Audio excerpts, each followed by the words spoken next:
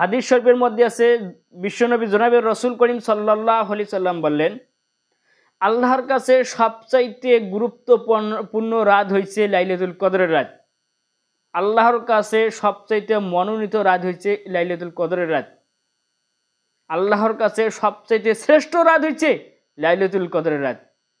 এই রাত্রির মধ্যে আল্লাহ পাক রব্বুল আলামিন বেজোর রাত বলছেন। 21 তারিখ, 23 তারিখ, 25 তারিখ, 27 তারিখ, 29 তারিখ এই রাত্রির মধ্যে তোমরা তালাশ করো। কারণ আল্লাহ পাক রব্বুল আলামিন বললেন, এই রাত্রে কোনো ব্যক্তি যদি তালাশ করে আর যদি ওই সেজদার মধ্যে পড়ে যায়, আল্লাহ পাক রব্বুল আলামিন বলছেন সে ব্যক্তি বুজুর্গ লাভ করবে। জোরে বলেন সুবহানাল্লাহ।